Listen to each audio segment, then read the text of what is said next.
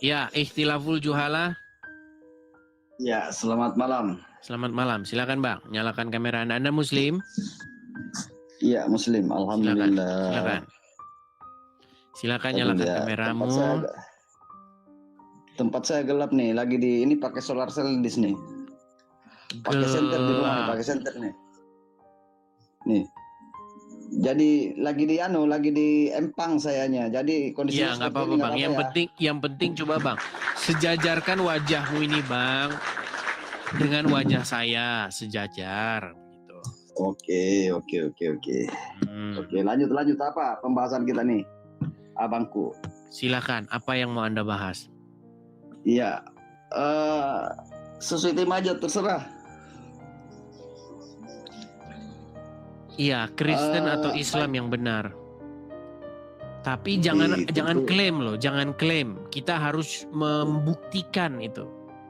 Silakan. Itu nggak boleh klaim ya? Ya, nggak boleh. Nah, tentu pertama-tama sekali untuk mengetahui Kristen apa Islam yang benar itu harus kembali kepada kitab suci itu sendiri. Betul. Yang kedua, konsep ketuhanannya. Betul. Sudah menjadi rahasia umum dalam kekristenan, kitab sucinya itu banyak. Meskipun yang diakui itu hanya 4, pada hakikatnya kitab sucinya banyak sekali, sebanyak penulisnya. Lalu apa alasannya yang asli itu hanya ada 4, yang lain dikatakan apokrifa? Baik. Apa dasarnya? Baik. Itu yang pertama. Yang kedua, masalah ketuhanan. Bang, sebentar, kalau membahas sesuatu itu kita kelarin satu Bang, jangan 2, 1 aja belum. Udah kedua, ketiga, keempat Bang. Satu-satu. Kalau bahas itu 1 kelar, baru 2 gitu loh. Setuju nggak? Iya.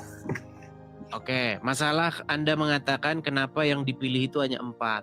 Matius, Markus, Lukas, Yohanes. Jadi gini Bang. Jadi Bang, kriteria itu ditentukan atau disortir dengan 3 hukum pada waktu itu. Pertama, Injil-Injil tersebut harus apostolik. Apa sih arti apostolik? Apostolik itu berasal dari para rasul. Harus apostolik. Kemudian yang kedua, dia itu harus ortodoks. Pengajarannya di dalamnya itu harus pengajaran yang ortodoks. Terus yang ketiga, dia itu harus memenuhi syarat lagi, dia harus am atau Katolik. Katolik di sini bukan Katolik Roma ya. Katolik itu artinya dia umum atau am. Jadi misalnya nih, di gereja sana itu ada, di gereja sana ada, di sana ada. Jadi udah dipakai semua, umum dia.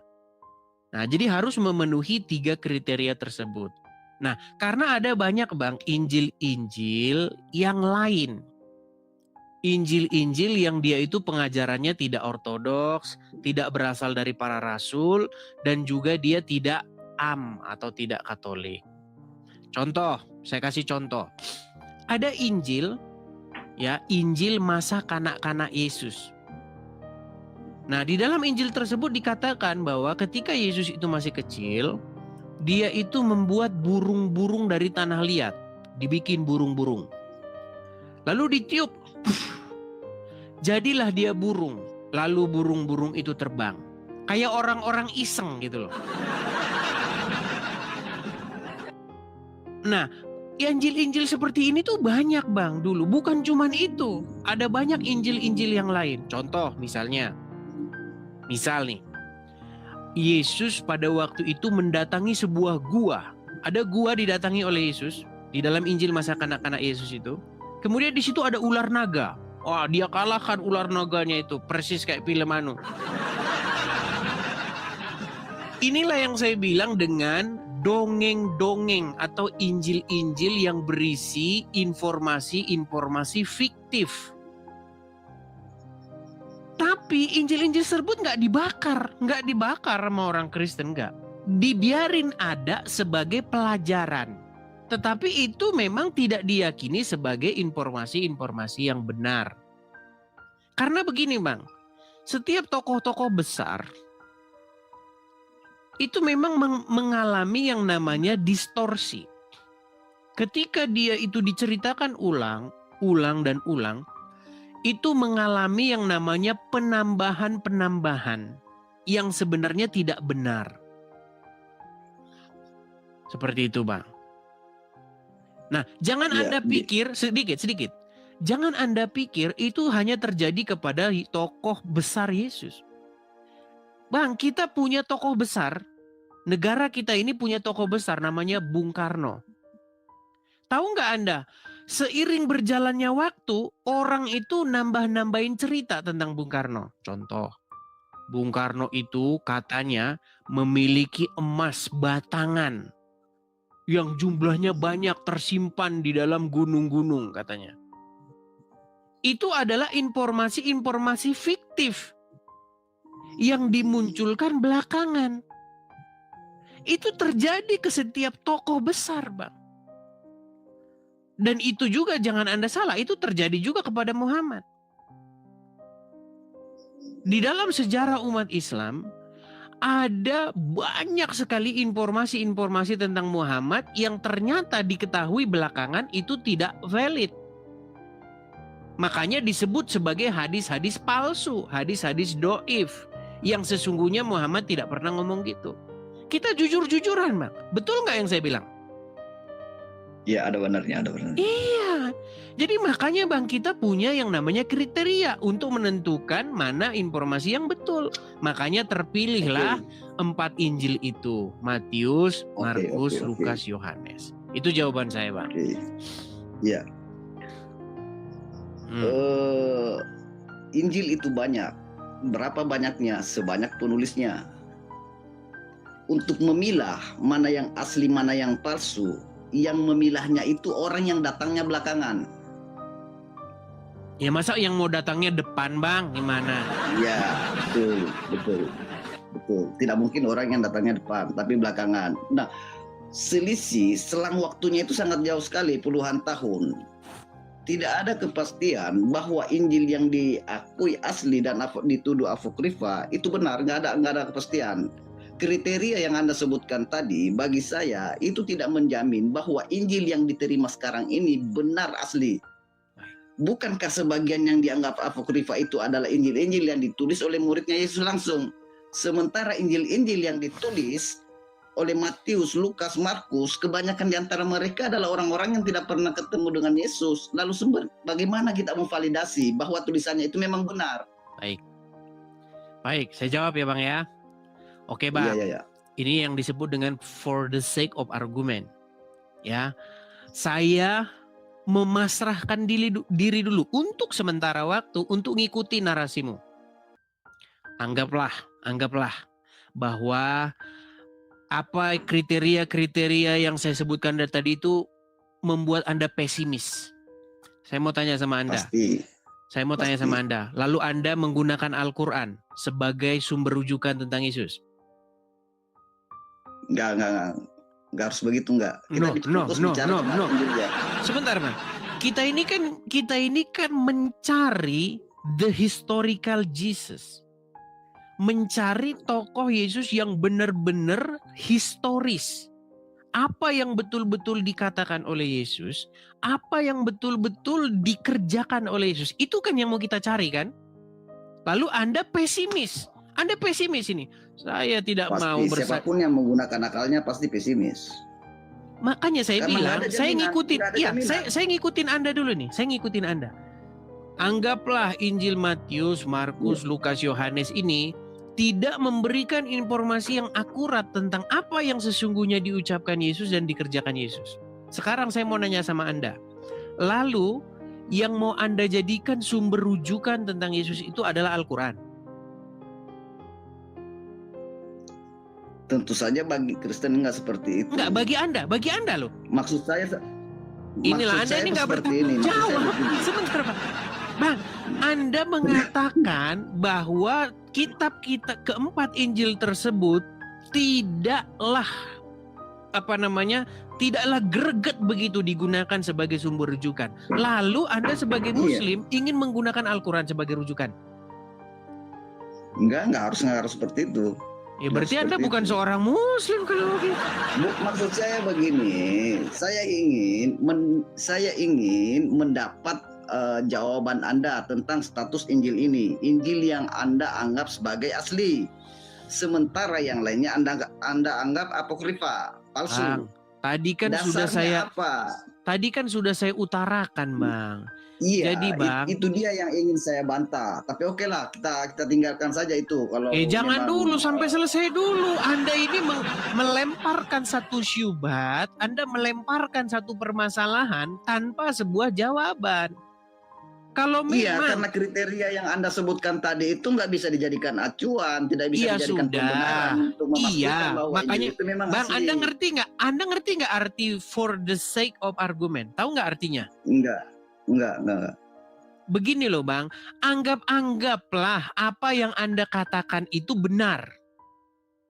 Untuk sementara waktu, saya ngikutin kemauan Anda nih. Anggaplah bahwa yang Anda katakan itu benar.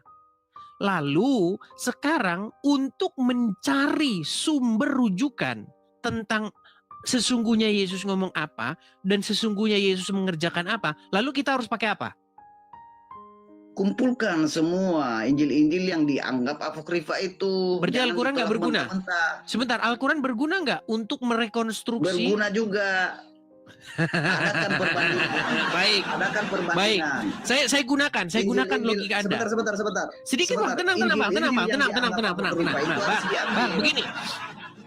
Anda mengatakan bahwa Anda pesimis menggunakan keempat Injil tersebut karena sudah terlalu lama, sudah puluhan tahun dari peristiwa terjadinya Yesus berbicara dan Yesus berbuat. Betul. Bagaimana mau ditaruh mana mukamu ketika kamu katakan kalau Injil Matius, Markus, Lukas saja sudah terlalu lama dijadikan, sudah menjadi sumber rujukan yang terlalu lama dari peristiwa yang terjadi. Anda permasalahkan bagaimana dengan Al-Quran yang 700 tahun kemudian. Ini yang saya bilang Bang, ini yang saya bilang, kalian ini teman-teman, sifat kalian itu buruk sekali, buruk. Kenapa gini? Contoh ya, ini Matius, Markus, Lukas, Yohanes ini ditulis puluhan tahun setelah peristiwa Yesus ngomong apa dan Yesus berbuat apa.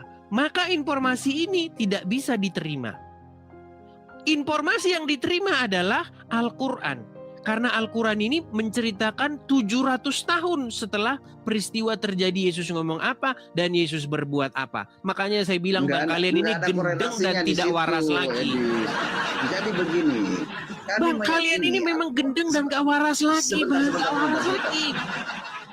Sebentar, Al-Quran ini kami yakini datangnya dari Allah, dari Tuhannya Yesus. Nah ini kalau udah kayak begini udah susah. Oke. Iya berat kalau udah begini Bang. Oke. Makanya Bang, tenang. Memang kalian ini kalau dalam pengadilan, gini Bang. Seandainya, makanya kalau orang Islam jadi hakim dan dia menjadi hakim berdasarkan pemikiran orang Islam, bubar negara ini Bang. Saya kasih contoh. Ini saya jadi hakim nih, sebentar. Anda menjadi hakim dan Anda ingin menerapkan ajaran Islam. Edis. Ya. Dari mana kamu tahu bahwasanya si Anu itu mencuri? Saya saksi mata, Pak. Oh, nggak bisa seperti itu dalam agama Islam, nggak bisa. Terus yang diterima harus dari wahyu, Bang. Harus wahyu dari Allah. Bagaimana mungkin Anda menggunakan kriteria seperti itu? Analoginya nggak pas ya, Loh, tadi Anda katakan Al-Quran betul. Yang diinformasikan oleh Al-Quran betul karena yang diinformasikan adalah wahyu, kan gitu? Enggak, maksud saya begini, kami meyakini Al-Quran itu benar karena datangnya dari Tuhan yang benar.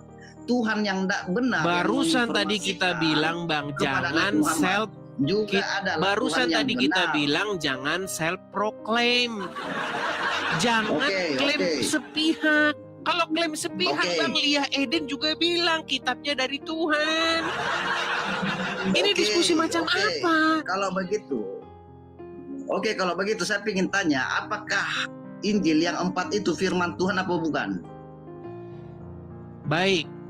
Injil yang Macet. Injil yang 4 itu, belum saya jawab Bang, tenang Bang. Injil yang 4 itu adalah keterangan dari para saksi mata tentang apa yang dikerjakan, apa yang diperbuat, apa yang diucapkan oleh Yesus.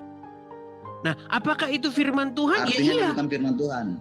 Apakah itu firman Tuhan? Ya iya. Karena apa? Karena apa yang diajarkan, yang dikerjakan, yang dikatakan oleh Yesus itu kami anggap itu adalah firman Tuhan. Karena Yesus sendiri adalah sang firman yang menjadi manusia.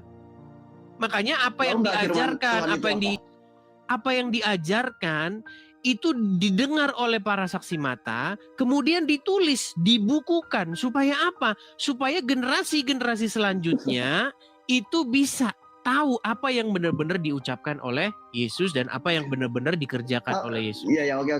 Tahu nggak firman Tuhan itu apa? Kenapa disebut firman Tuhan? Bang, kita punya kriteria yang berbeda tentang firman Tuhan, Bang. Jadi itu tidak bisa kita diskusikan. Nggak boleh berbeda. Nggak boleh berbeda karena kita menggunakan kata yang sama. Firman Tuhan, perkataan Tuhan, ucapan yang keluar dari mulut Tuhan. Siapa Tuhannya? Selain daripada ucapan yang keluar dari mulut Tuhan, itu bukan firman Tuhan. Yang dimaksud dengan firman Tuhan adalah ucapan Tuhan, perkataan Tuhan, kata yang keluar dari mulut Tuhan. Selain siapa Tuhan di situ? Ucapan kata yang keluar dari mulut Tuhan.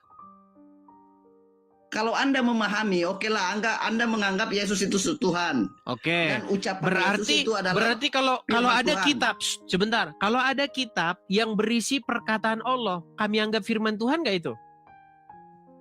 Enggak. Iya, memang beda. Jadi nggak usah ke situ, Bang. Kalau ke situ nanti kita debat. Tenang, Bang. Tenang dulu, Bang. Iya, diskusi yang bagus. Gini loh. Baik. Ucapan Yesus itu kami terima sebagai firman Tuhan. Sedangkan kalian masalahnya tidak dalam Injil, Bang, tenang dulu, Bang. Tenang dulu, tenang. Tidak, iya, saya tenang. Kapan saya ngomong? Kapan saya ngomong bahwa semua isi Injil itu ucapan Yesus? Saya nggak pernah ngomong begitu. Artinya tidak semua. Ya memang tidak semua. Itu firman Tuhan. Ya memang tidak semua, Bang, karena kata-kata itu menceritakan. Contoh. Ya. Setelah aku menyelidikinya dengan seksama dari para saksi mata, ini perkataan Lukas kepada Theophilus yang mulia. Setelah aku menyelidiki peristiwa yang terjadi dengan seksama dari para saksi mata, kemudian aku putuskan untuk membukukannya secara teratur bagimu. Ini kan ucapan daripada Lukas. Ya, artinya dia bukan firman Tuhan. Ya ucapan dari Lukas itu ya pengenalan lah, gimana kamu itu? Artinya dia bukan firman Tuhan. Karena yang dimaksud dengan firman Tuhan yang kamu maksud firman Tuhan di situ apa? Yang kamu maksud dengan firman Tuhan itu apa sebenarnya? Ucapan Yesus. Apapun yang Anda maksud itu, yang namanya firman Tuhan, siapapun Tuhan itu, yang namanya firman Tuhan adalah perkataan yang keluar dari mulut Tuhan. Ya sudah. Selain perkataan yang bukan keluar dari mulut Tuhan, itu bukan firman Tuhan. Baik, kita tes sekarang. Kita ke Al-Quran. Itu aja. Baik, kita ke Al-Quran sekarang. Baik ya. Ketika kita membuka buku pertama di dalam Al-Quran, itu tertulis Bismillahirrohmanirrohim. Dengan menyebut nama Allah yang lagi pemurah, lagi maha penyayang. Segala puji bagi Allah Tuhan semesta alam. Oke? Ya. Pertanyaan saya kepada Anda. Itu yang ngomong siapa? Wahyu yang diterima oleh Nabi Muhammad. Yang ngomong itu siapa yang ngomong itu? Dalam teologi Islam, Tuhan itu tidak berbicara. Yang ngomong menyampaikan pesannya. Yang ngomong siapa yang ngomong? Nggak ada yang ngomong di situ. Ya berarti makanya saya bilang kitab kalian itu udah nggak jelas. Bang, kalau misalnya kita bedah ini secara ilmiah, Bang. Kalian itu kebanyakan berdogma. Bang, tadi saya sudah bilang ya, Bang ya. Nih, kita buka nih. Saya jelaskan dulu. Tenang, sebentar. Kita buka Injil Lukas ya. Theophilus yang mulia. Ini kan udah jelas-jelas ini. Ada orang menulis kepada Theophilus. Ya, artinya dia bukan firman Tuhan. Setelah aku menyelidiki dengan seksama, berarti ada kata aku. Berarti ini adalah sebuah buku yang ditulis untuk Theophilus. Tentang apa? Tentang peristiwa-peristiwa yang terjadi. Dari mana peristiwa itu didapatkan? Dari para saksi mata dan pelayan firman. Sudah bisa dijelaskan kan? Jadi buku ini nggak jatuh dari langit, jatuh gitu. Makanya Bang, kami ini Bang, betul-betul menjelaskan ini secara ilmiah, betul-betul terjadi di alam nyata, tidak terjadi di alam goib. Nah sementara Al-Quran, kalau orang muslim suruh jelaskan, pasti semua goib semua. Sekarang saya tanya sama Anda. Karena namanya firman Tuhan. Tenang. Siapa? Sebentar, Tenang dulu. Tenang. Gini. Gantian. Anda kalau udah ketakutan di bahasa Al-Quran. Di dalam Al-Quran, di dalam Al-Fatihah itu ada kata-kata begini. Segala puji bagi Allah, Tuhan semesta alam. Tunjukkanlah kami ke jalan yang lurus. Ihdina siratal mustaqim. Pertanyaan saya, siapa yang ngomong tunjukkanlah kami ke jalan yang lurus? Pembaca Al-Quran yang ngomong itu. Pembaca Al-Quran kan setelah itu ditulis. Al-Quran yang ngomong itu. Iya, setelah itu ditulis. Al-Quran itu harus dibaca. Ketika Al-Quran sebentar. dibaca, Tenang. Ini ketika mereka udah kesini udah mulai dengar. Saya ihtilaful, dengarkan. Sebelum kitab ini dibaca, kitab ini kan ditulis, betul nggak? Iya. Untuk pertama kalinya. Ya. Oke, untuk pertama kalinya, ini siapa yang ngomong ini? Tunjukkanlah kami ke jalan yang lurus. Ihdina siratal mustaqim. Harus siapa yang ngomong? Latar belakangnya dulu, Edis. Saya harus menjelaskan latar belakangnya dulu. Tidak bisa dijawab sekonyong-konyong menjawab seperti itu. Jadi dalam teologi Islam, wahyu itu bukan berupa perkataan, tapi pesan Tuhan yang datang kepada yang dituju. Bukan berupa Jadi suara. siapa yang ngomong ihdina siratal mustaqim? Al-Quran itu petunjuk, Edis. Jadi setiap kata-katanya, setiap isi yang ada di dalamnya, itu makanya dibaca, kalau kita kaji, diulang lagi bacaannya. Kalau kita bedah dengan kaca, gini aja Bang ya, taruh Al-Quran sama Bible sama Alkitab di sebuah meja kajian akademis, taruh di universitas. Kita tidak bahas agama di sini, kita nggak bahas dogma, kita buka. Maka akan disimpulkan Bang bahwa Al-Quran itu adalah sebuah buku yang ditulis dari orang yang tidak dikenal. Anonymous book. Buku anonimus. Sebuah doa. Tenang. Dengar. Tenang dulu Bang. Gantian ngomongnya. Tenang dulu. Sebuah doa atau sebuah tulisan dari seseorang yang berdoa. Contoh. Ihdina siratal mustaqim. Tunjukkanlah kami ke jalan yang lurus. Siratal ladzina an'amta alaihim, yaitu jalan alaihim. Khairil maghdubi alaihim waladdallin, yaitu jalan, bukan jalan yang ditempuh oleh orang-orang yang sesat. Berarti ini ada orang yang sedang berdoa kepada Allah. Siapa yang berdoa di sini? Seperti itu. Siapa yang berdoa di sini? Tidak diketahui siapa. Itu kesimpulan Anda. Ya udah, kalau begitu, oke. Kalau begitu secara logis, saya mau tanya sama Anda. Ini doa nggak? Kenapa Anda terus yang bertanya? Tidak pernah saya menjawab. Gantian nih saya Tadi Anda sudah tanya. Tadi Anda kan sudah tanya saya masalah Injil. Saya jelaskan nih. Saya jelaskan, Injil ini Bang bukan buku jatuh dari langit. Injil ini ditulis, ada prosesnya, ada penjelasannya. Injil itu bukan buku yang jatuh dari langit, tapi ditulis berdasarkan pemahaman, pemikiran, dan penelitian si penulisnya. Markus, Matius, Lukas. Terus maksud kamu harus jatuh dari langit? Enggak juga. Al-Quran tidak jatuh dari langit. Ya udah, kalau begitu ini Al-Fatihah ini, Anda setuju nggak bahwa Al-Fatihah ini adalah sebuah doa? Itu doa, sebagian dari doa. Oke, doa. Itu siapa doa, di sini? Untuk pertama kalinya, sebentar. Doa yang diajarkan Allah kepada para pembaca Al-Quran supaya diulangi, dibaca, diulang, dibaca. Ngarang. Salahnya di mana coba? Oke, di mana di sini ada ayat di sini bahwa ini adalah Allah yang ngajarin berdoa begini? Mana? Tidak harus ada tulisan seperti itu, Edis. Itu namanya asumsi liar. Contoh. Kamu lagi jalan-jalan kaki di taman. Kamu ketemu secarik kertas. Tulisannya begini. Kabulkanlah permintaanku ini. Amin. Ketemu kamu nih, kertas ini. Kabulkanlah permintaanku ini, amin. Ini berarti doa ini. Oh, berarti ini Allah ini yang ngajarin dia ini berdoa. Ini Allah sedang mengajarkan seseorang untuk mengucapkan kabulkanlah ini. Itu asumsi liarmu. Karena apa? Karena naskah itu sendiri tidak menjelaskan siapa di situ yang berdoa, siapa di situ yang ngajarin untuk mengucapkan itu. Makanya kamu ini ketika membaca Al-Quran, pasti kamu memasukkan sumber-sumber yang tidak disebutkan oleh Al-Quran itu sendiri. Seandainya nih asumsimu benar bahwa Allah mengajarkan kepada Muhammad untuk mengucapkan doa itu, pasti ayat itu dibuka dengan ayat seperti ini. Kul ya Muhammad, katakanlah wahai Muhammad, Bismillahirrohmanirrohim, Alhamdulillahirabbil alamin, Ar-Rahmanirrahim, Malik Yaumiddin, dan seterusnya. Itu baru bisa benar. Ini nggak jelas kok, tiba-tiba aja Bismillahirrahmanirrahim. Siapa ini yang ngomong?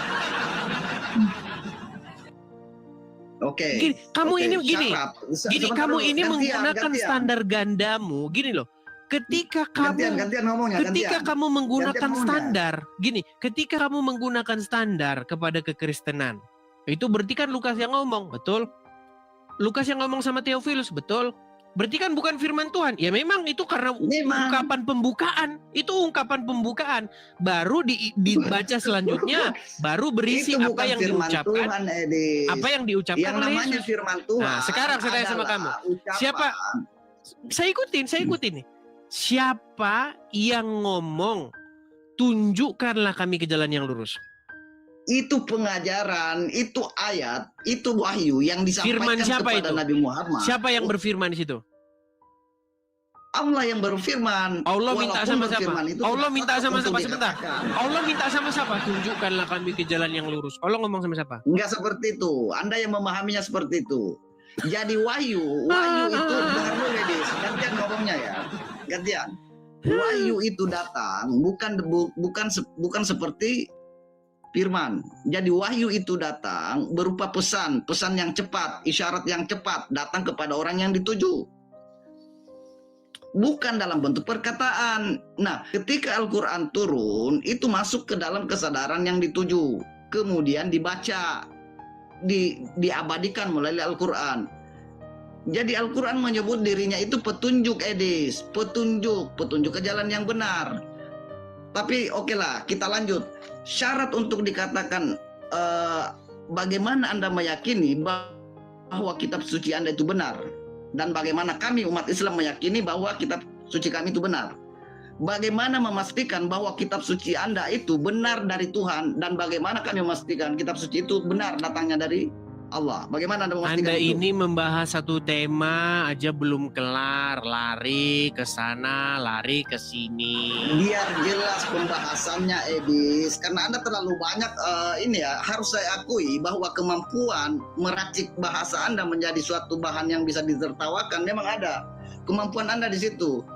Kemampuan Anda meracik setiap perkataannya menjadi sesuatu yang bisa ditertawakan, itu kemampuan Anda, dan itu tidak dimiliki kebanyakan orang. Namamu itu saja memang. Ikhtilaful. Namamu saja sudah ikhtilaf. Namamu saja sudah ikhtilaf ini. Inilah agama Islam ini, kerjaannya ikhtilaf. Ada ikhtilaf di antara para ulama, ikhtilaf. Coba jelasin dulu sama penonton apa arti ikhtilaf. Iya. Perdebatan orang-orang bodoh. Iya, jadi memang dalam agama Islam itu memang selalu terjadi perdebatan. Contoh, ini belum kamu jawab nih, Bedanya orang Kristen sama orang Islam kalau nyimpulkan gini, orang Kristen menyimpulkan karena tertulis di dalam Alkitab. Orang Islam bagaimana Anda meyakini tenang kalau dulu, Alkitab Anda itu benar? Dengar dulu Ikhtilaful, biar saya selesaikan dulu. Orang Kristen menyimpulkan dari Alkitab apa yang tertulis di dalam Alkitab tersebut. orang Islam menyimpulkan Al-Quran apa yang tidak tertulis di dalam Al-Quran. Contoh. Suatu kali murid-murid datang kepada Tuhan Yesus dan berkata, "Guru, ajarkanlah kami berdoa sebagaimana murid-murid Yohanes Pembaptis diajarkan untuk berdoa." Lalu kata Tuhan Yesus begini, "Jikalau engkau berdoa, katakanlah, Bapa kami yang di surga, dikuduskanlah namamu, datanglah kerajaanmu, bla bla bla bla." Ingat, lihat tertulis ya di situ bahwa Yesus mengajarkan berdoa. Ketika saya buka Al-Fatihah, tenang. Ketika saya membuka Al-Fatihah, di situ tertulis, "Ihdinas siratal mustaqim, tunjukkanlah kami ke jalan yang lurus." Nggak ada di situ. Itu baru kitab suci. Tidak ada di situ dikatakan bahwasanya Allah ngajarin Muhammad berdoa. Itu baru kitab suci. Nggak ada di situ dikatakan Muhammad. Nggak ada di situ dikatakan Muhammad diajarin berdoa. Mana di situ Muhammad diajarin berdoa? Karena kitab suci, karena Al-Quran itu bukan buat Muhammad saja, tapi semua manusia. Nggak, saya nggak mau ngomong itu. Itu. Awal muasalnya, saya bicara asal muasalnya. Meskipun awal muasalnya itu diterima oleh Nabi Muhammad SAW. Mana di situ Muhammad, Dul? Al-Quran itu buat seluruh manusia. Ikhilaful. Di situ nggak ada Muhammad. Bahkan di situ nama Muhammad aja nggak ada. Di mana tidak ada Nabi Muhammad? Waktu kamu baca Al-Fatihah itu ada nggak di situ Muhammad? Nggak ada, dan tidak penting. Terus di mana di situ Muhammad? Terus kenapa kalian halu? Kenapa kalian berhayal bahwa itu adalah Muhammad diajarin berdoa? Siapa yang mengatakan begitu? Kamu yang menyimpulkan. Ya udah, siapa di situ yang diajarin berdoa? Semua manusia yang mau mengimani Al-Quran harus mengikuti. Maksud saya itu asal muasalnya, Nggak ada asal muasal, nggak ada. Ya makanya saya bilang buku nggak jelas. Makanya ikhtilaf. Bagaimana Anda dengar ya, dengarkan saya. Bagaimana Anda meyakini suatu kitab suci itu benar beritanya atau salah? Bagaimana? Baik, pertama-tama harus dia sesuai dengan apa yang terjadi maksudnya dia sesuai dengan historical, sesuai. Kemudian ya, kemudian dia harus berasal dari para saksi mata. Kemudian kemudian dia tidak harus terjadi, maksudnya dia terjadinya itu tidak jauh dari peristiwa itu diberitakan. Oke. Nah, kecuali sebentar, itu syarat yang Anda kemukakan untuk bisa disebut kitab suci. Nanti juga saya akan menyebutkan. Dengarkan, saya selesaikan dulu. Ya, tapi nanti beri waktu saya untuk menjawab itu juga. Kenapa kita percaya kepada Injil? Kita bahas Injil Matius, Markus, Lukas, Yohanes ya. 4 Injil tersebut.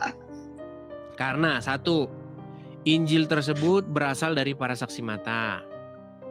Keterangan apa yang tertulis di situ berasal dari para saksi mata. Kemudian yang kedua, dia tidak diceritakan jauh setelah peristiwa terjadinya. Nah, kemudian yang ingin saya tanyakan kepada Anda, kenapa Anda bisa percaya isi Al-Quran yang menceritakan tentang Yesus, sementara yang cerita itu nggak pernah ketemu? Jangan lari ke sana dulu. Kok takut kamu ditanya itu? Pertanyaannya. Kamu kok takut ditanya itu? Bukan, sama-sama menjawab kita. Sama-sama menjawab ya. Anda sudah menjawab, giliran saya menjawab nih. Kenapa saya percaya Al-Quran itu firman Tuhan? Oke, pertama, syarat untuk disebut firman Tuhan, kitab suci itu harus bisa memvalidasi dirinya sendiri, bisa membenarkan dirinya sendiri bahwa dia datang dari Tuhan. Tidak boleh kebenaran. Sebentar dulu, jangan potong. Sebentar. Kitab suci itu harus bisa membenarkan dirinya sendiri. Artinya setiap informasinya harus benar, nggak boleh salah. Oh, berarti Al-Quran benar karena Al-Quran berkata bahwa Al-Quran benar. Oh, gitu. Kurang. Di sini kurang diskusinya. Makanya saya bilang lagi. Oh, nggak boleh begitu. Kenapa Al-Quran benar? Karena tertulis di dalam Al-Quran bahwa Al-Quran benar. Oh, berarti kalau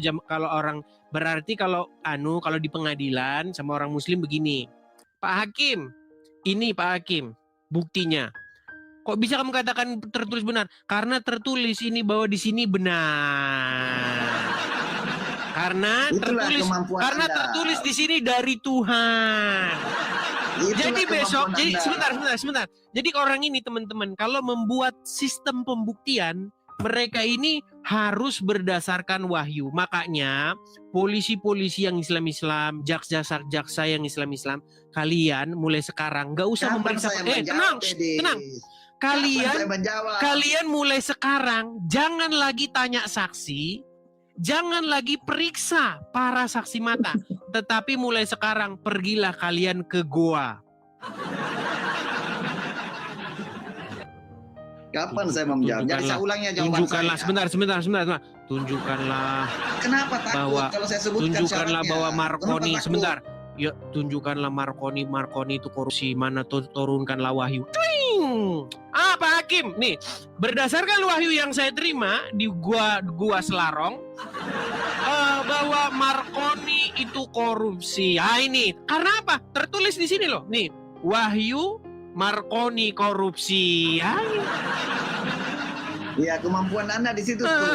Kemampuannya di situ tuh. Bisa membuat orang tertawa. Kemampuannya di situ tuh. Argumentasi Anda sebenarnya ada.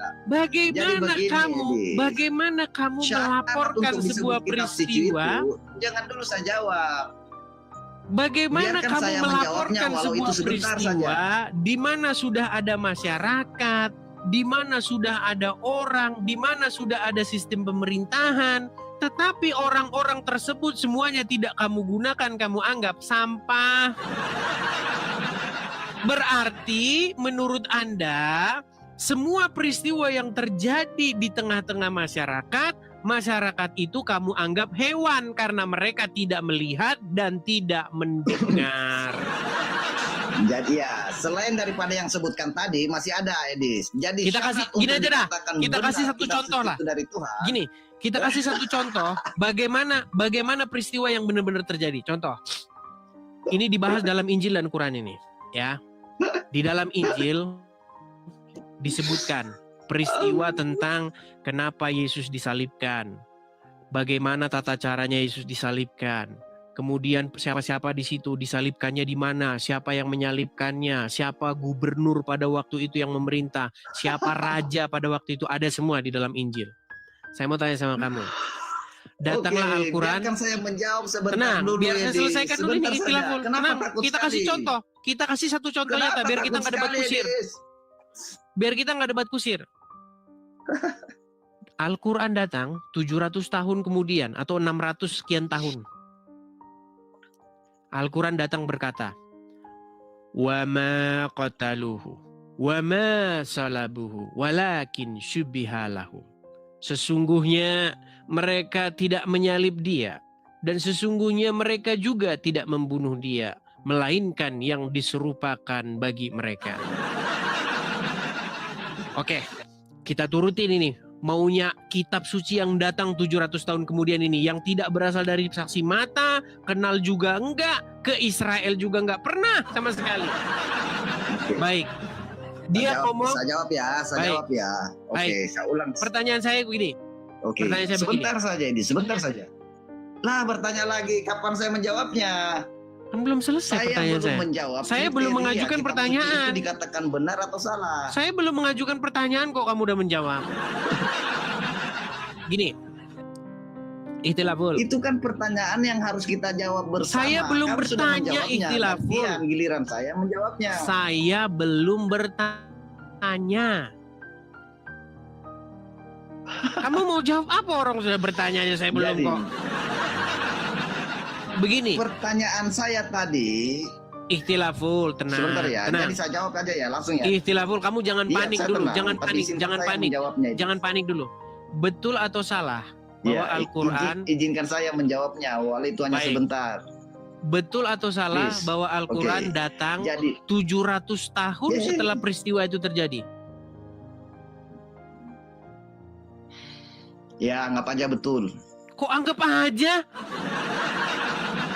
Ya, betul. Betul. Oke, 700 tahun setelah itu Betul. terjadi. Betul tidak?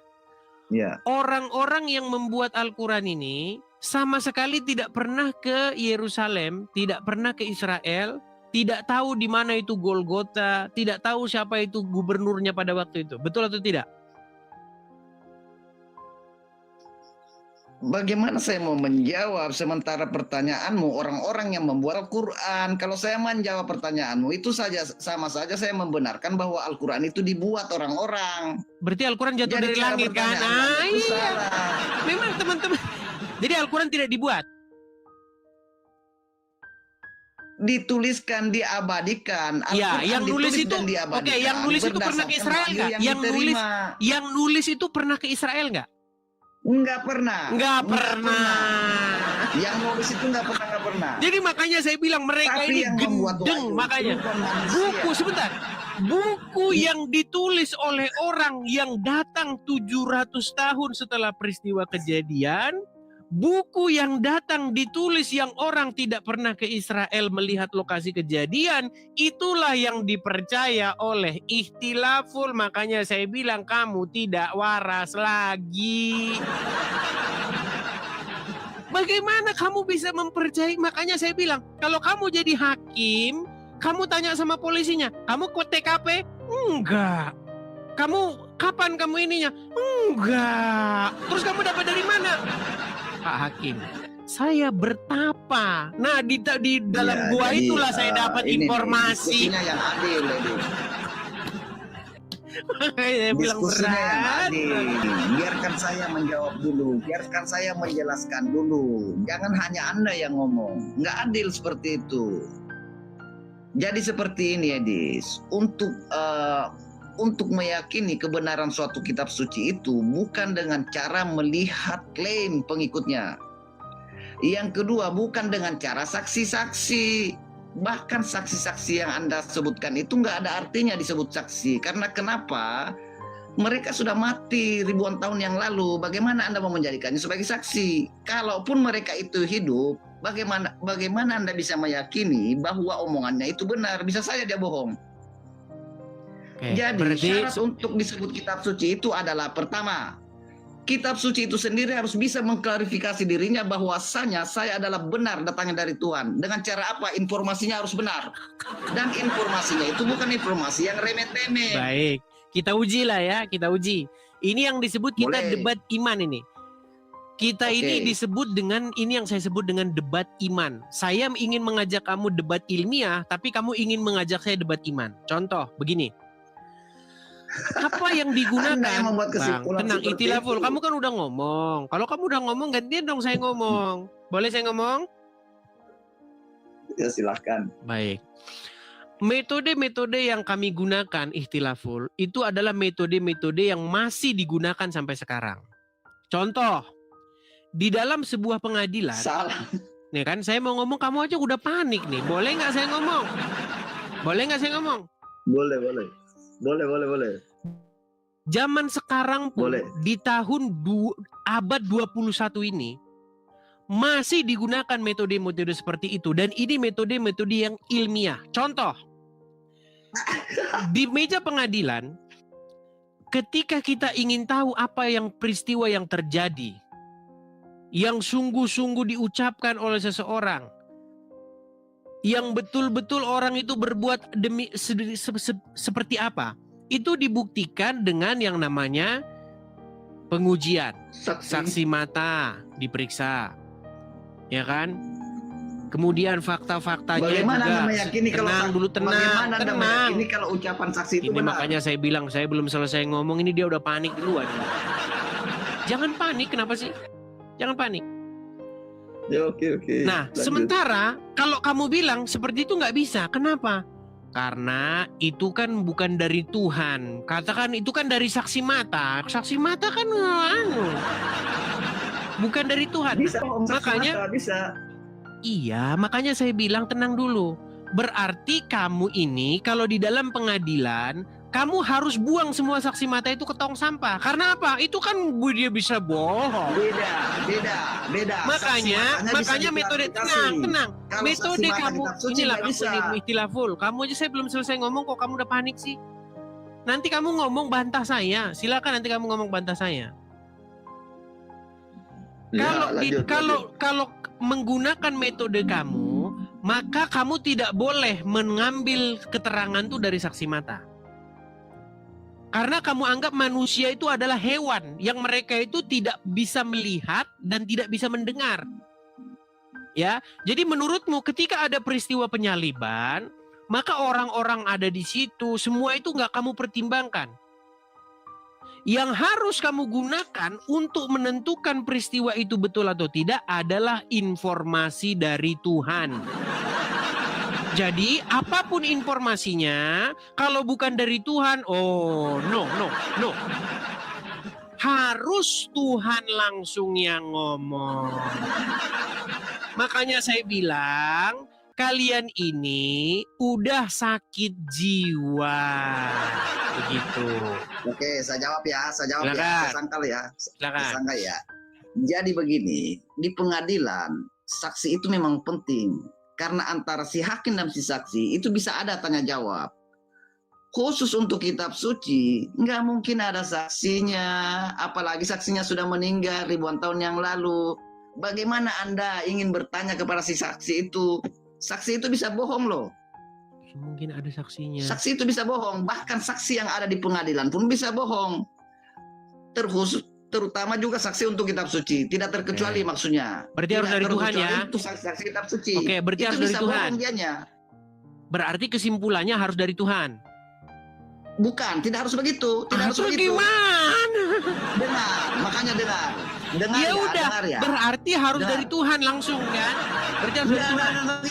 Terus gimana? Terus dari siapa kalau begitu? Informasi yang ada di kitab suci itu harus bisa membungkam mulut orang yang membantahnya. Artinya setiap informasinya itu harus benar. Dan informasi itu bukan informasi ecek-ecek. Oke, baik. Misalnya berita. Udahlah, tentang kita uji gunung aja dah. ledak. Kita uji aja. Nggak usah kebanyakan teori. Kita uji. Injil mengatakan Jadi bahwa sebentar ya, nanti kita uji.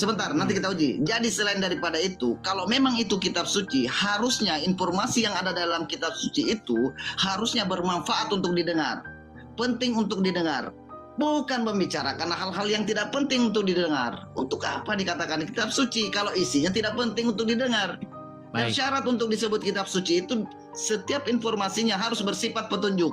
Baik. Kalau bukan Sudah? bersifat petunjuk, untuk apa itu ditulis dalam kitab suci? Baik. Sudah Lagi belum? pula kitab suci itu harusnya firman Tuhan, bukan ucapan manusia atau penyelidikan manusia.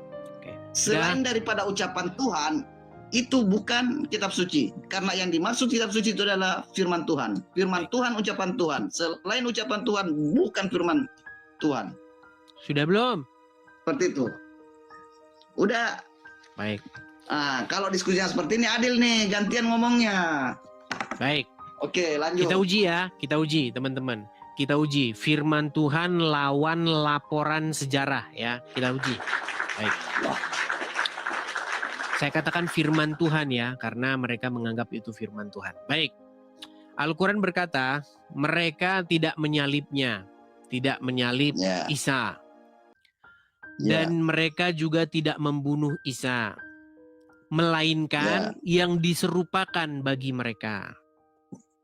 Firman Tuhan ini ya, firman Tuhan ya. Versimu itu firman Tuhan. Kalau versi saya sih bukan firman Tuhan. Versi saya itu versi saya itu bukan firman Tuhan, tapi firman hantu. Baik. Baik. Al-Quran berkata bahwa ada orang yang ingin disalibkan. Tetapi orang yang disalibkan itu malah sebenarnya bukan Isa. Tetapi orang yang diserupakan dengan Isa. Setuju? Enggak setuju. Oke, terus gimana penjelasannya? Oke, seperti ini penjelasannya, Dis.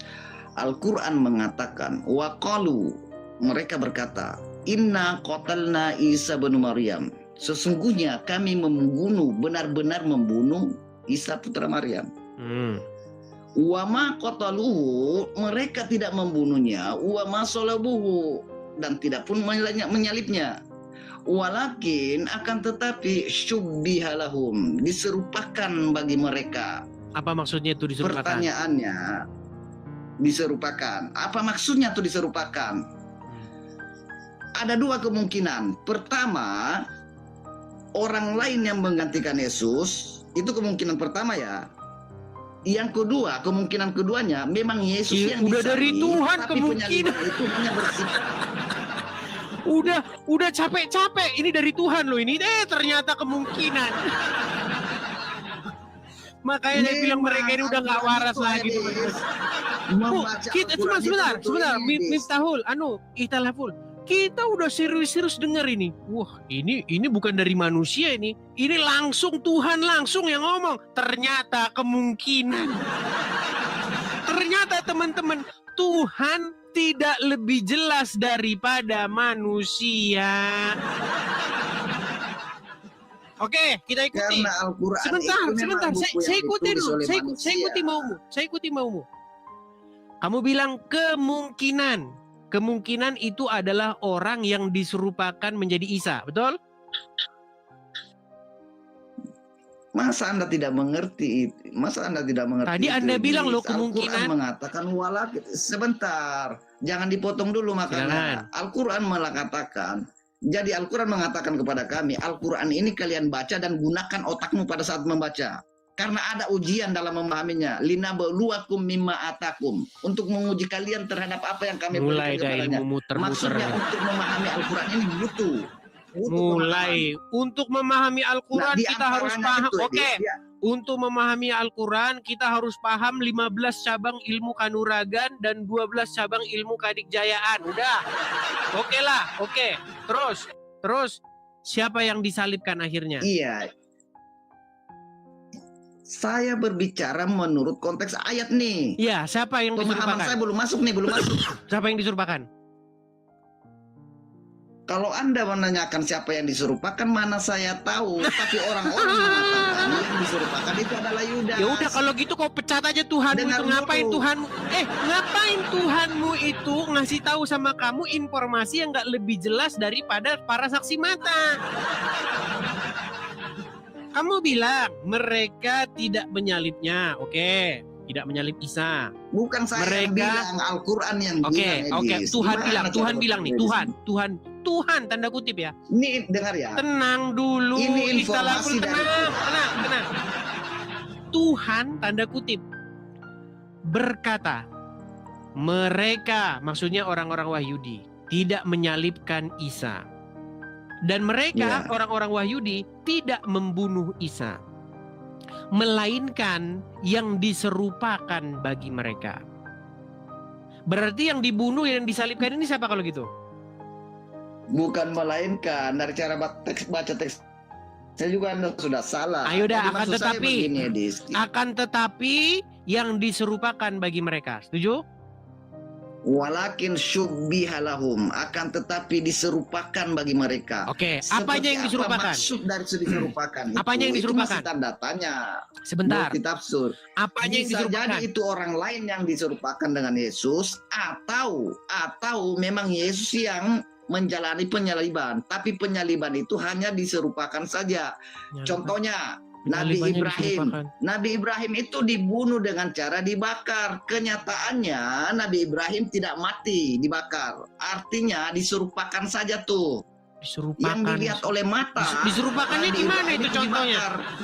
Contohnya berarti Allah membuat kalau orang dikatakan diserupakan. Kalau dikatakan serupakan, berarti di dalamnya ada pertolongan. Oke. Ada pertolongan Tuhan berarti, di situ. Seperti apa Tuhan menolong Yesus? Ada banyak cara bagi Tuhan untuk menolong Yesus. Baik, saya ikuti maumu, saya ikuti. Kita ke umpama yang pertama dulu, ke kemungkinan yang pertama. Karena kalau Allah udah ngomong, ini pasti hanya kemungkinan semua. Gini, kemungkinan yang pertama, kamu katakan bahwa ada orang lain yang diserupakan menjadi Isa. Betul? Ya. Oke.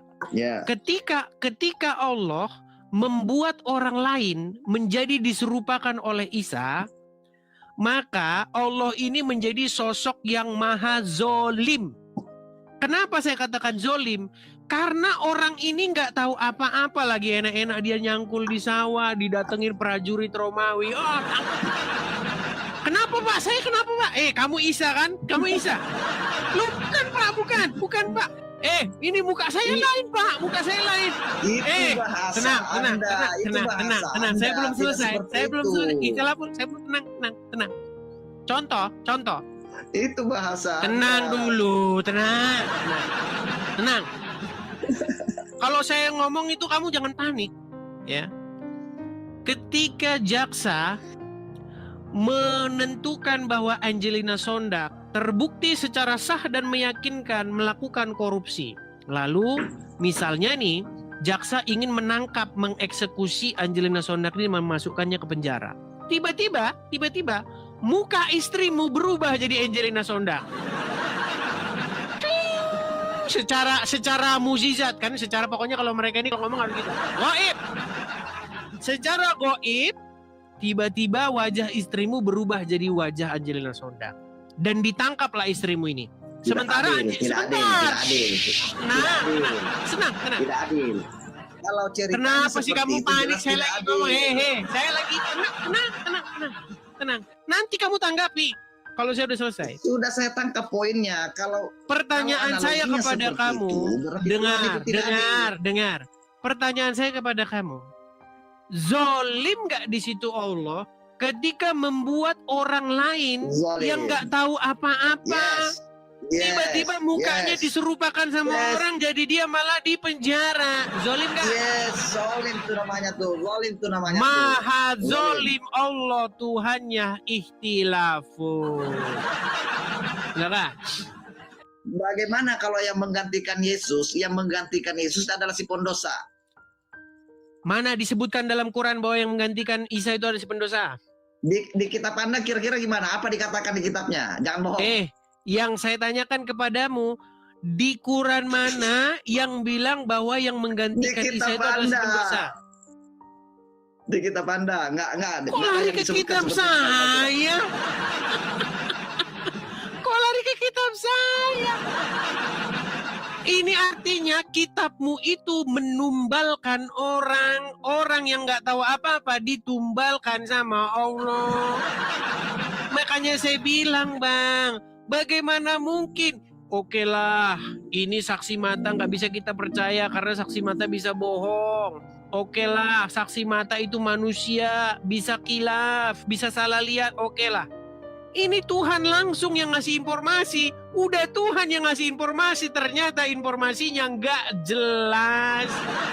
Makanya saya bilang ikhtilaf, mulai sekarang kamu pecat aja lah Tuhanmu itu, kamu ganti dengan orang gila.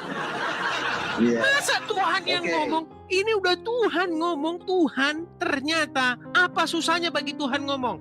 Yang disalib bukan Yesus. Yang disalib adalah Udin. Peristiwa yang terjadi sebenarnya begini. Apa susahnya bagi Tuhan ngomong gitu? Tuhanmu aja main petak umpet. Kalau Tuhan ngomong begitu, Adis. Kalau Tuhan ngomong seperti yang kamu inginkan, berarti Al-Quran nilai kesuciannya. Sudahlah, ikhtilaful. Firman. Kalau kamu benar-benar menggunakan akal sehatmu ikhtilaful, kamu itu sudah bisa menyimpulkan bahwa yang ngomong di situ bukan Tuhan. Yang ngomong di situ itu adalah orang-orang yang memang bingung. Udah gitu aja. Ya. Apa sih sebentar gini, yang dibangun oleh menurutmu Al-Quran itu ikhtilaful bersifat wahyu. Bahasa wahyu itu beda dengan bahasa manusia. Susah nggak bagi Tuhan untuk mengungkap kebenaran yang sesungguhnya? Nggak susah, tapi bahasanya menjadi jelek kalau dibahasakan seperti yang kamu inginkan. Iya, nggak susah. Itu menjadi rusak. Iya, nggak susah. Yang disalib bukanlah Yesus. Yang disalib itu adalah si fulan. Kejadian sebenarnya adalah begini. Pada waktu itu Yesus bilang, apa susahnya kalau memang wahyu? Bilang aja memang yang menulis Quranmu itu memang bingung. Terus kemungkinan yang kedua kamu bilang tadi, Yang diserupakan itu adalah peristiwa penyalibannya. Jadi menurutmu, Ya, bisa ya. menurutmu ketika yang disalib itu kayunya kayu-kayuan begitu ya? Ini Nggak harus begitu. jenis nggak harus sebentar. begitu. Nggak harus begitu. Salibnya salib-saliban begitu kan? Nggak Terus harus begitu, orangnya, nggak harus begitu. terus sebentar, orangnya orang-orangan begitu kan? Nggak harus begitu juga, nggak harus begitu. Saya pernah, sebentar, Nggak harus begitu. tenang sebentar. Saya pernah pergi ke Las Vegas. Di Las Vegas sana ada yang namanya Sphere. Sphere itu sebuah tempat teknologi digital. Di situ saya seumur hidup saya lihat hologram tuh di situ. Tahu hologram nggak? Manusia, Iya. manusia tapi dipegang begini nggak kena dia. Dia orang, tapi Iya, kalau iya. dipegang begini nggak Iya, kena. Ilusi. Iya. Gitu. Kayak Bukan semacam, ilusi. kalau kamu tahu dulu filmnya, dulu yang main film tuh namanya Agnes. Ya, Ya, judulnya hologram itu tahu. Ngerti. menyala kau muncul di kaca itu tuh. Zaman-zaman kita masih anak-anak itu. Nah, jadi Iya. apakah kamu menganggap bahwa peristiwa penyaliban itu diserupakan Nggak gitu? menganggap begitu, nggak Terus nggak apanya menganggap begitu, yang nggak. diserupakan kalau gitu? Jadi, Edis, ada banyak cara bagi Tuhan untuk membuat penyerupaan penyaliban Yesus. Di antara contohnya itu sudah ada peristiwa Nabi Adam. Peristiwa Adam ketika dibakar. Harusnya Nabi Adam itu mati ketika dibakar. Kenyataannya tidak mati. Itu juga bisa disebut diserupakan. Seolah-olah dibakar. Yang sebenarnya tidak dibakar. Gimana seolah-olah Yesus mati Kira-kira gitu? seperti itulah. Seolah-olah Yesus mati gitu. Seolah-olah dia terluka. Berarti nggak terluka. Kelihatannya jelas terluka. Oke, berarti lukanya itu, darahnya itu hanya hologram gitu ya. Ilusi gitu. Kalau Anda membahasakannya itu sebagai hologram. Memang teman-teman, itu- kalau kita ngikutin kitabnya si Ikhtilaful ini, kita sendiri yang stres memang kok. Udahlah memang Ikhtilaful. Al-Quran itu membaca Bikin Al-Quran dan kamu memahami stres Al-Quran gitu itu kan? berpikirnya bagus. Sebentar, Memang berpikir Al-Quran itu sebentar, berpikir ketika paku itu ditancapkan ke tangan Yesus gitu ya, paku itu. Kemudian dicambuk, Ya. kemudian itu semuanya ilusi yang dilihat orang itu, hanya diserupakan gitu. Kita Nggak melihatnya harus ilusi. ilusi. Nggak harus ilusi. Terus Nggak gimana harus maksudnya ilusi. diserupakan? Nggak tahu, saya juga nggak tahu. tahu. Lihat nggak? Pada saat Yesus disalib, Nggak pada tahu saat saya. Yesus Yang dipaku, nggak tahu. dengar. Pada saat Yesus Yuk nggak dipaku tahu tangannya, kok teriak tanya nggak saya. Yesus teriak nggak? Ya Teriak udahlah. nggak Yesus waktu Udahlah dicambuk? Ikhtilaful. Kalau Teriak ngomong nggak? Ikhtilaful. Kalau Kalau dia ngomong nggak sama kamu teriak, sebentar, Anda gini. tanya tuh, kenapa dia nggak teriak? Kalau ngomong sama kamu, itu saya bisa habis paramek banyak. Jadi untuk malam hari ini saya rasa cukup di sini dulu ya. Besok kita sambung lagi. Oke? Nggak terima Tapi dia. diskusi, oke. Tapi lain kali kalau kita diskusi, oke. Lain Bukan, kali kalau masalahnya kita diskusi, Anda begini. jangan Kamu menganggap pemakuannya itu diserupakan. Terus salibnya itu juga diserupakan. Terus kematian Yesus di atas kayu salib itu diserupakan. Gimana menjelaskannya? Yuk nggak tahu kok tanya saya. pada saat Makanya saya Yesus bilang, disiksa, makanya saya Yesus bilang, teriak nggak? Pada saat Yesus disiksa, Yesus teriak berarti nggak? Kesakitan nggak? maha penipu Tuhannya Ikhtilaful Pada saat Tuhan. Yesus disiksa, dia teriak nggak kesakitan? Ya udah, Edis, itu saja pada ya saat yang saya Yesus sampaikan. disiksa, dia teriak nggak kesakitan? Ya udah, itu saja yang saya sampaikan kepada kamu. Jadi gini teman-teman, Jangan paham turun nih, baru saya turun nih. sebentar, gini Ikhtilaful. Paham seperti kamu ini sebenarnya sudah ada. Udah ada lama. Pahammu ini bukan paham baru. Ini yang disebut dengan pemahaman gnostik. Jadi zaman dulu ada Injil-Injil yang disebut Injil gnostik. Kenapa munculnya Injil Kenapa gnostik? ditolak itu? Begini. Jadi ada yang disebut dengan rasionalitas. Atau ada yang disebut dengan logika manusia. Karena secara logika itu begini. Bagaimana mungkin? Kenapa menolak yang logika? Tenang. Bagaimana mungkin orang sudah mati kemudian muncul lagi? Berarti secara logika orang tersebut belum mati. Logikanya tenang. Karena orang-orang tersebut kan tidak percaya dengan kebangkitan. Mereka ini mengatakan begini, kalau Yesus betul-betul mati, bagaimana mungkin dia bisa ada lagi bersama murid-murid? Berarti kesimpulannya Yesus tidak mati. Lah terus gimana dong? Ya diserupakan. Diserupakan gimana? Ya nggak tahu. Betul. Makanya saya bilang inilah daripada sok tahu tidak tahu tapi nah, sok tahu. makanya kalian Lebih tidak jujur. percaya. Apakah kamu percaya dengan kuasa kebangkitan? Sebentar. Tidak, kamu sebagai muslim kamu percaya dah? Nggak percaya. Kamu nggak percaya dengan kebangkitan? Mustahil Yesus Nggak bangkit percaya dari kematian. kebangkitan. Syarat bagi Yesus untuk membangkitkan dirinya adalah dia harus hidup dulu baru bisa Oke, membangkitkan dirinya. berarti kamu mati. tidak percaya. Sebentar. Berarti kamu tidak percaya dengan Quran surat Maryam ayat 19. Saya tunjukkan. Quran surat Maryam ayat 19. Keselamatan kiranya terlimpah atasku pada waktu aku dilahirkan, pada hari aku wafat, dan pada waktu aku dibangkitkan hidup kembali. Kamu tidak percaya dengan ayat itu kan? Ayatnya dong dibaca. Oke, kita tampilkan. Wassalamun alayya. Surat Maryam atau Baca surat dong. ke-19 ayat yang ketiga. Maryam 33 ya. Baca. Mereka tidak percaya dengan ayat Quran sendiri. Wassalamun alayya yauma wulidtu wa yauma amutu wa Oke. yauma yub'atsu hayya. Itu ayatnya di. Saya balikan dulu kamera saya. Masa 13 tahun belajar Islam nggak bisa lah baca Qurannya jelek. Aduh. Oke, coba kamu baca. Nggak jelas, buram. Dan kesejahteraan. Tapi kalau kamu bacakan tadi saya hafal, kebetulan Oke. saya hafal Edis. Ya, dan sebentar. Kamu tidak percaya. Kamu tidak percaya dengan kebangkitan orang mati kan? Nggak percaya kan? Nggak percaya. Oke, baik. Tapi Al-Quran. Dan tenang. Dan kesejahteraan semoga dilimpahkan kepadaku pada hari aku dilahirkan, pada hari aku meninggal, dan pada hari aku dibangkitkan hidup kembali. Berarti kamu tidak percaya akan kebangkitan?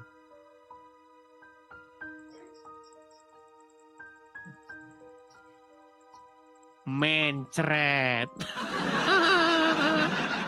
Ya udah, kau tidur di bawah sana. Bukan Edis. Ya udah, nggak jelas, kau udah nggak jelas. Nah. Ini loh teman-teman, ini jelas nih. Quran surat Maryam ayat 33 nih. Dan kesejahteraan semoga dilimpahkan kepadaku pada hari aku dilahirkan, pada hari aku meninggal, dan pada hari aku dibangkitkan hidup kembali. Mereka nggak percaya ini.